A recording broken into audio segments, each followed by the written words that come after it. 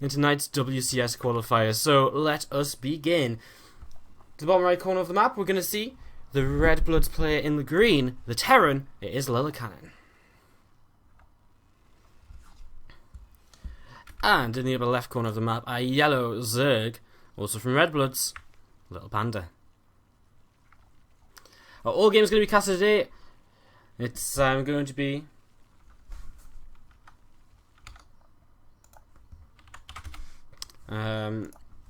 so we will cast all the way through to the quarterfinals. The winners of the quarterfinals advance into Challenger League. So we're going to cast all the way through to there. Obviously, not every single game will be cast, but we'll be casting all night long until we get there. It'll probably take about 5-6 hours because every game is best of 3, and it could, of course, take a little bit longer if we have LilleKanin playing some mech. So we're going to start here. We're going to get this rolling. We are in this first game. I did take the overlay off. Did I introduce this guy? I think I did. LittlePanda, the yellow Zerg to the left side of the map. Bridgehead here for map number 1. And immediately a couple of interesting things about this map. The back rocks into the natural are kind of scary to deal with, and something which could definitely do play kind of a big role in things as the games go on. And I'm sure we'll see. If we see a lot of games on this map today, I'm sure we'll probably end up seeing, to some extent, the back rocks being abused. There's also a couple of rocks at the front of the base as well, which can also be targeted down, which makes walling off a little bit weird, because, you know, LilleKanin walls off here, but you can actually kill off these rocks, and they can't be repaired, so it's a little bit scary. They've got the same health as a supply depot, so you can actually bust these down with banelings, and you can't repair it or anything, or with roaches, and it basically means you kind of got a wall around here, or over there as well, to be able to do anything, so it's kind of a little bit crazy. Pull first into a hatchery into the gas for LittlePanda, taking that natural expansion up to the top left, and we'll wait to see how these guys are, well, what these guys are going to get up to get us started here today.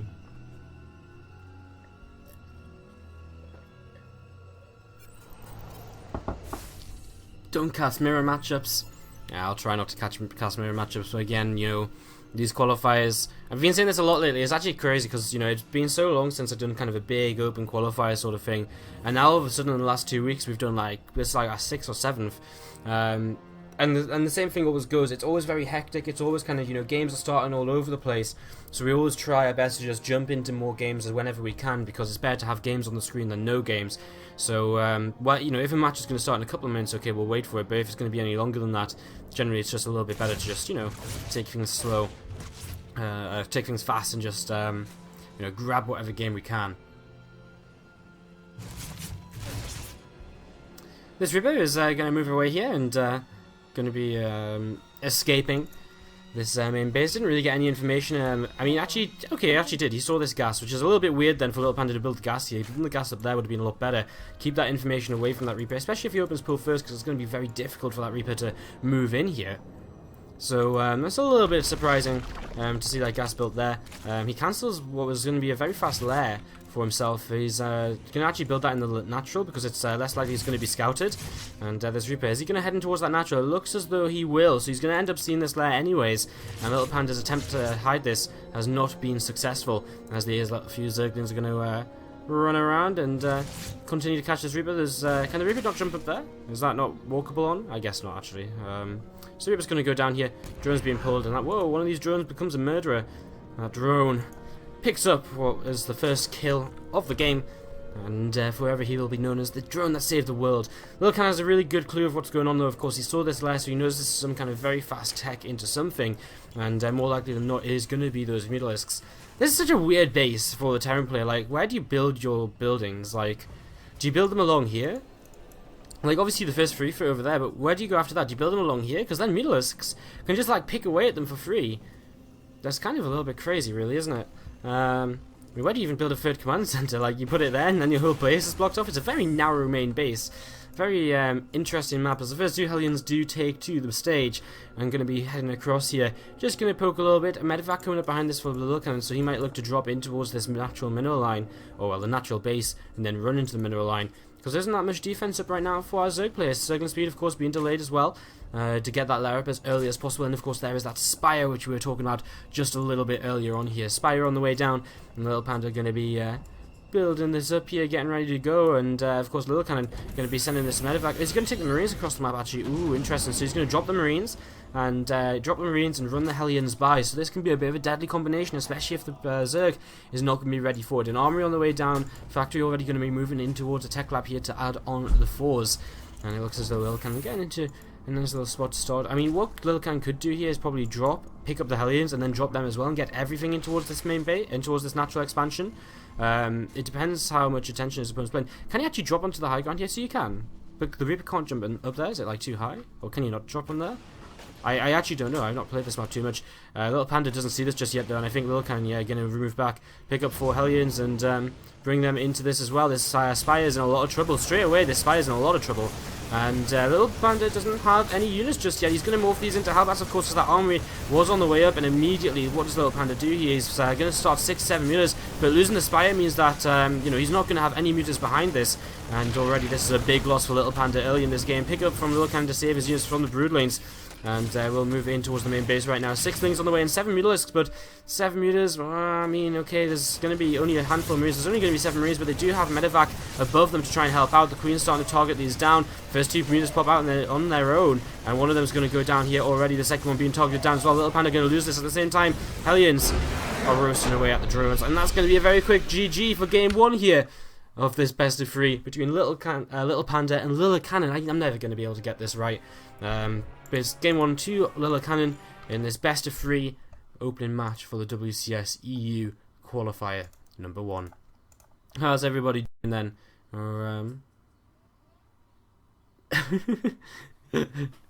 We're going to be continuing on here in a few moments time, waiting to jump into game number 2.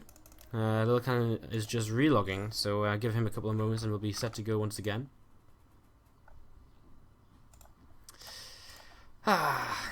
What's up, everyone? How you all doing? Thanks for tuning in. Welcome to the stream.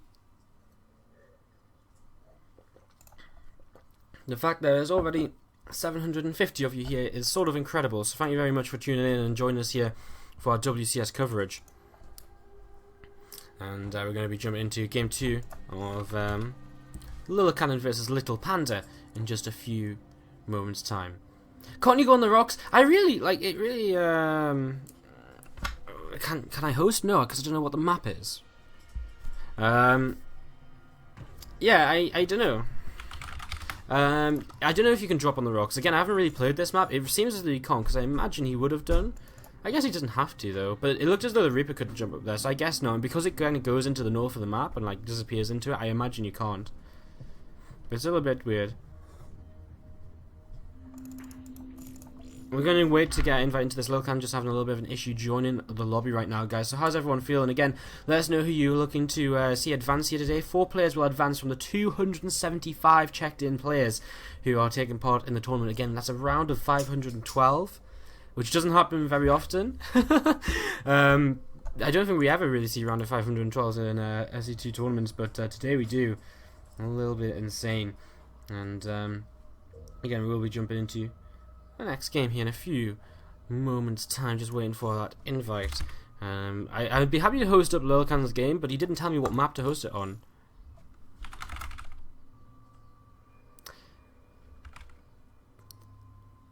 And he still isn't telling me the map, so we're going to have a little bit of a slow couple of moments here when we figure this out. It's going to be on Terraform, which is another one of the new maps, bit of an interesting map. The circular map. It's very interesting, differently, very different to what we've seen before, but it looks very good until now, for now at least. The games I've seen have been pretty good. A couple of games, and they haven't seemed kind of overly imbalanced. I think it's probably one of the better maps of the new maps, as we just wait to get our invites into this. So we're just waiting for LittlePanda to be suggested. And we'll invite him in here, and we'll be all set to go into game 2 of this best of 3. LilleKanin currently leading 1-0 here in the World Championship Series 2015 Season 3 European Qualifying number 1. LittlePanda has joined the lobby, so if our players are ready, we'll be able to jump into this, guys. Sorry for the little bit of downtime. And go. LilleKanin just asks for a second, so we're not ready to jump into this just yet. GG's coming in on the chat. I'm going to join in with some Tasia claps. And again, getting ready to go into game 2 of this best of 3. When LilleKan's ready. On the plus side, I mean, we can't complain because LittlePanda has, because LilleKanin didn't drag that game out into a 4-hour epic like he has done before in the WCS qualifiers earlier this year.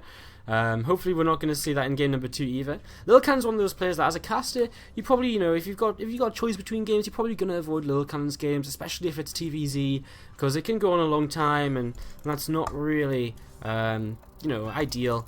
We're jumping into Terraform for game 2 of this. You can hear the countdown going on in the background, guys. LilleKanin versus LittlePanda. The little rabbit versus the LittlePanda. I was asking them, guys, like, is this a bit of a troll game? Because, like, you know, little rabbit, LittlePanda, it's a bit of a, you know, a little bit weird. But we're going in game right now, and we're going to get set to introduce our players. So, ladies and gentlemen, welcome to Terraform. And leading this series is 1-0 right now. In the bottom right corner of the map from Red Bloods, we're going to have the green Terran player. It's LilleKanin.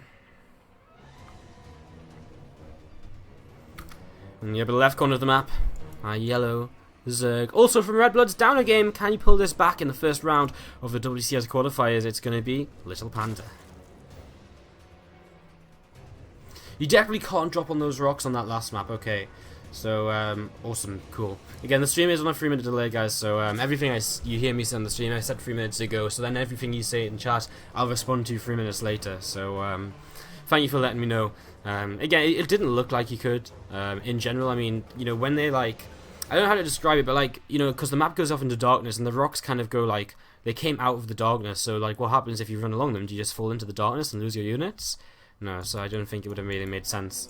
And I guess it would be pretty abusable to have some rocks you can, like, drop tanks on and stuff on the high ground. Can you imagine? Every town would just open with a siege tank opening against every race. Because how do you deal with it? It would be very, very difficult.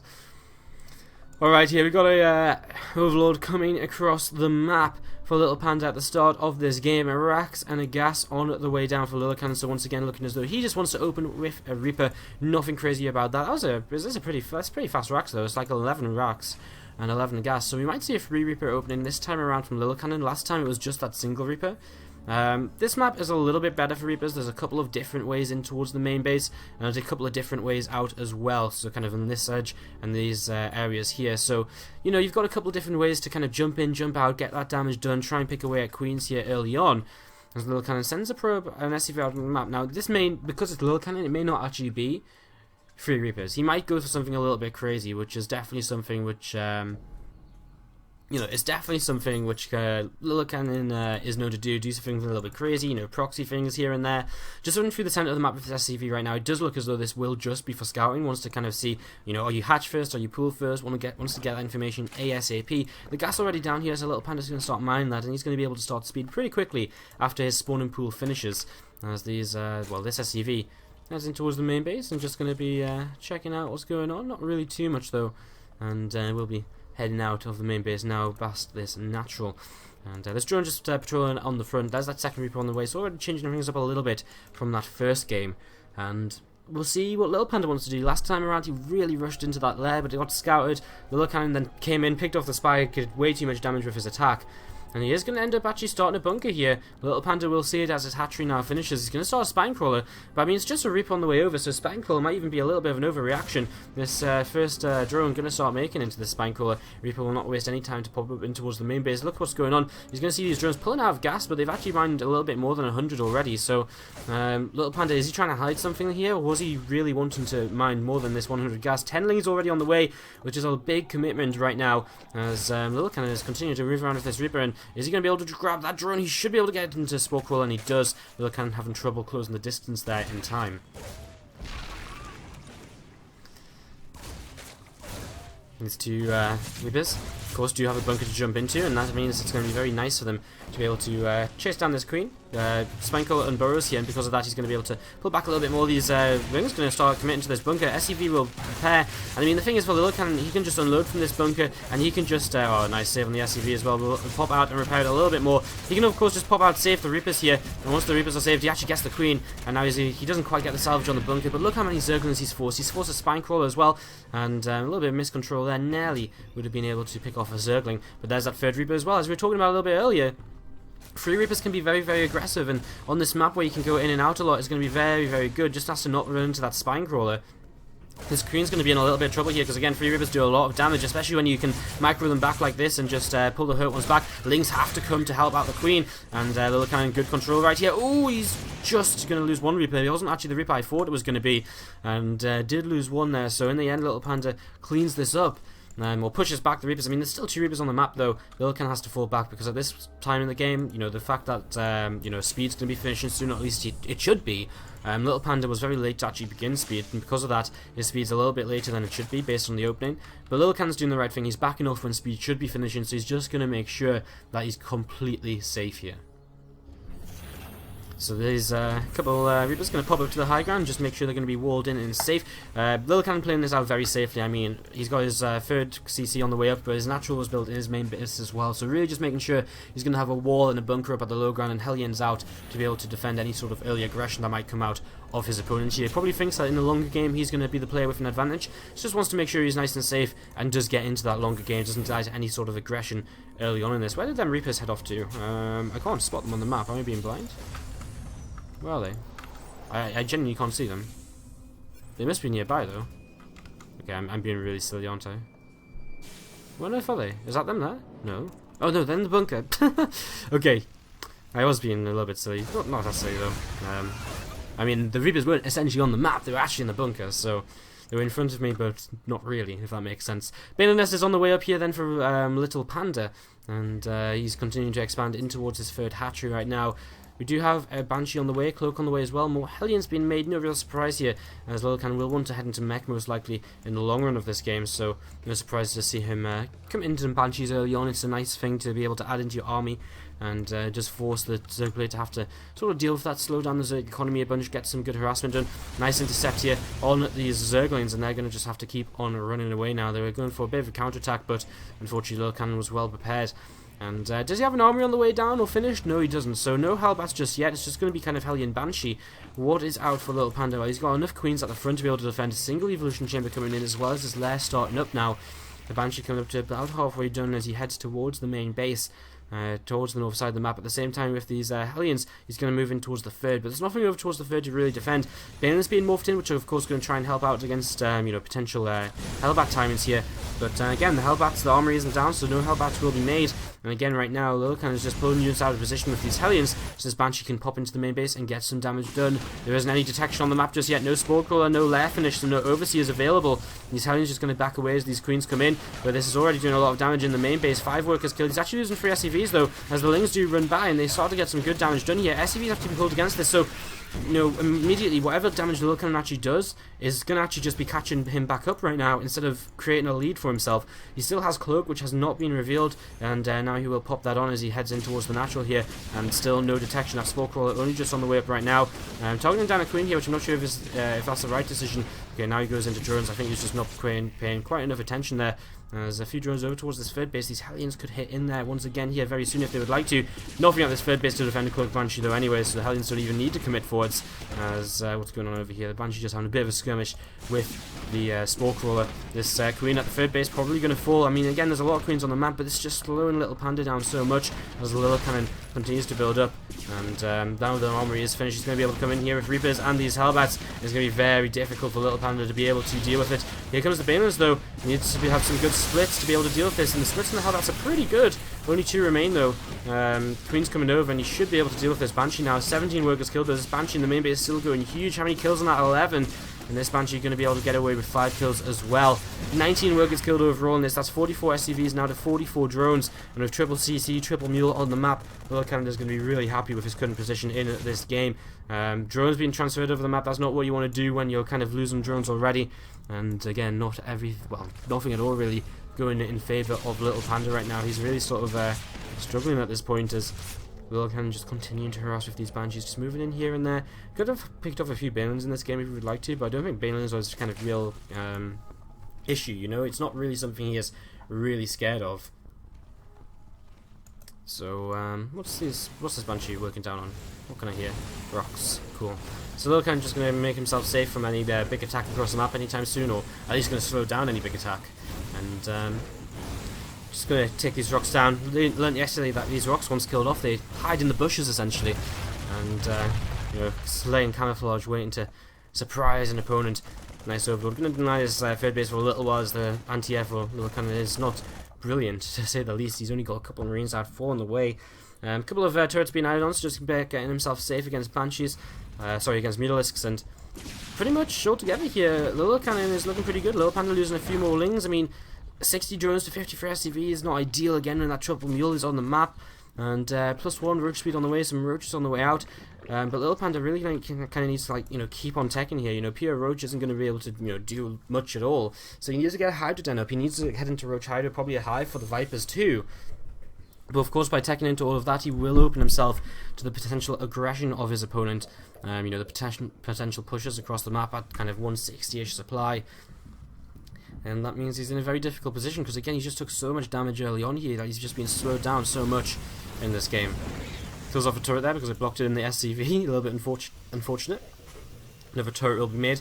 Turret's not just to deal with the Mutalisks that could potentially come out on the map, but also just give a little bit of vision in case of any kind of burrowed harassment, etc. As the Banshee count sitting strong here, back towards, in fact, 5 Banshees, wow. Well, a few of them over here as well, and if LilleKanin repairs them up, I mean, that's going to be a force, they're going to be a force to be reckoned with. They could very easily come down and snipe expansions coming in for his opponent, as a Marine on the map finds an Overseer, another Marine finds an Overlord as well, and LittlePanda should be able to pull this back into this high ground. One Marine doesn't kill an Overlord very quickly at all here. So this Overlord going to slowly fall. The Marine going to give chase, but again shouldn't be able to really kill it off. Scans into the main and natural. Sees the hive on the way and sees pretty much everything he needs to. Does he see the Hydralisk den? I think that might be over at the third base. So he doesn't see that, but sees the hive on the way. So he has a pretty good idea that it's going to be kind of some combination here. Of kind of, well, it's going to be roach, you know, it's going to be some kind of hive tech, and the most likely hive tech there is going to be to introduce Vipers into the composition. And the fact that those, you know, Hydras combined with roaches isn't that important. I mean, you know, you don't build anything special in particular to deal with Hydras. Your tanks are going to do, you know, whatever kills roaches is going to kill Hydras as well, basically. So LittlePanda starting to lose Overlords as well around the map, though, as we actually have these 2 Banshees starting to hit this 4th base as well. So LittlePanda taking damage all over the place. He really needs to find a way to stabilize. 4 Queens coming over. He might be able to save this 4th, but again, I mean, he's losing Overlords to this Viking around the map, and he's hitting supply blocks. Another couple of Banshees along the top side of the map. Going to look to continue doing some damage. Queens come in here, and LittleKanin not paying attention to these. We'll lose 1 Banshee, and the second will be able to get away. And the transfuse comes down, I think, on the hatchery there. Might have been on the Queen, didn't quite see. A lot of energy on these Banshees, which are heading in towards the main base now, which are going to be intercepted by a couple of Spore Cores, which are just finishing. So LittleKanin has to be a little bit careful, but he can at least take down this gas and just slow down the gas income of his opponent. And, I mean, any little bit of damage he can do at this point in the time is, you know, nice bits of damage. So, this is nice. This Queen doesn't want to fight, go too far forwards, because he was taking a lot of damage there. And LittleKanin's just, you know, securing himself here. He's walling off this area which could be used for run-bys. He's sat outside his natural with a lot of Hellbats and tanks. He's got a 4th CC moving into position here. And LittleKanin looking as though he's just going to be continuing on in this game. And again, looking as though he's in a, you know, a top spot. I mean, his opponent is on 200 supply. Okay, he's maxed out as a Zerg player. Great. But that's only half the battle. What you really need to do as a Zerg now is really start building this bank. You know, start expanding aggressively around the map. To have your 4th base start mining, and not even the gases, at the same time as the Terran player starts mining on his 4th, is not really ideal at all. And LittleKanin, once he maxes out here, I imagine he's just going to start pushing forwards, because, I mean, unless he really just wants to sit back and never attack, which I guess, you know, something we've sort of seen previously from LittleKanin. LittleKanin coming in here, just transferring some SCVs around the map. Hellbat up to the top side will get picked off here. We'll see a few Banelings morphing in. A little bit of an interesting addition to the composition here. Maybe to kind of soften up the Hellbats in the front. LittleKanin just has so much army though. I mean, just look at this. So many Banshees in the sky. So many tanks. And he's going to get into position to deal with this incoming attack. Hive is finished, but we don't see any Hive units introduced into this. It's just +3 missiles, which is on the way. And here we go. This Roach Hider force is going to move forwards here. LilleKanin sieges, and these Roaches just got killed off. And there we go. The Remax, or slight Remax, is going to be on a couple of Vipers and a few more Roaches. And LillePanda not really, I don't think, looking to do damage there. Just more than anything, wanting to, you know, keep himself, just give himself a little bit of time, put a little bit of pressure on, and to start building up in towards these Vipers. And of course, after this point now, he's going to have to find his, you know, other tech for himself here, because you can't just stick on Roach Hide with Viper all game long. It just doesn't, it's just not efficient enough. So you kind of have to start teching in towards Ultras, getting into your Spire, perhaps a Greater Spire transition. LilleKanin's a little bit of trouble here with these units coming in behind his 4th base, but these Siege Tanks are going to do a pretty good job at fending this off. And LillePanda just has to back away here for now. LilleKanin moving through the middle of the map with the majority of his army. Banshee's giving chase, and these Hydras not going to turn around to fight just yet. I mean, they kind of can't, because if they do, they're going to be greeted by Hellbats and tanks. So that's a little bit of a tough position now. LillePanda continues to retreat. LilleKanin needs to decide which way he wants to go. Is he just going to continue along this pathway, siege up between the 3rd, or move towards the 3rd base, I suppose? I guess that's the way he's going to go about this. Now, if he wanted to go towards the 4th, he'd have to come along this pathway down here. But no, he's just going to go for the kind of the heart of the Zerg player right now. Sieges up, and immediately it's become so difficult for his opponent to attack into. The Vipers, of course, they'll be able to land some blinding clouds, but is it going to be enough? Maybe even wants to abduct a few units here and there, but to begin with, these Banshees moving forwards, though, and this is going to start pressuring LillePanda to do something. He just has to move forwards here with a few of his units. Means that one of those Banshees just gets left behind, but it gives LilleKanin an opportunity to move his tanks a little bit further forward and just leapfrogging these tanks forward a little bit at a time. The high ground vision is not quite there, and so these tanks get yanked inwards. The Banshees as well, but he doesn't actually kill the Banshees. He kills, what, about 2 tanks there, but he loses so much Roach Hydra, and that wasn't the best set of abducts from Vipers that we've ever seen, really. +3 missiles about to finish for LillePanda. Is it going to be enough to fight this army? I really don't feel it is. I mean, it doesn't look like there's that many tanks here, but they're still going to dish out the damage. It's going to take LillePanda so long to get towards the tanks to kill them off because of the number of Hellbats which are going to be in front of the rest of the army. The Banshees as well going to be a huge source of DPS here. And as moving forwards, just a few Hellbats. He could just send... Okay, there's units up here. I mean, LilleKanin's just slowly choking his opponent out of this. And Siege Tank's going to try and clean up just a couple of units which I move a little bit too far forward. Mass CC coming up back at home for LilleKanin. And reinforcing as well, just slowly coming out. I mean, he's not really having to build too much because he's not really losing that much. Another abduct. I mean, the Banshee abducts aren't doing anything. He's not abducting them far enough forwards to actually, you know, kill anything off. And now the Vipers are in a little bit of trouble here as the Vikings start to move forwards. They're going to start picking off Overlords, Overseers, and again, this choke from LilleKanin continues. He continues to just pressure his opponent into what will slowly become an unfavorable engagement for LillePanda. And just picking off a little bit at a time, keeps moving these tanks a little bit further forward every now and then. A couple of Vikings will roll the front, and here we go. LillePanda's going to decide to attack. He's coming in from the north side as well. He actually has quite a bit here.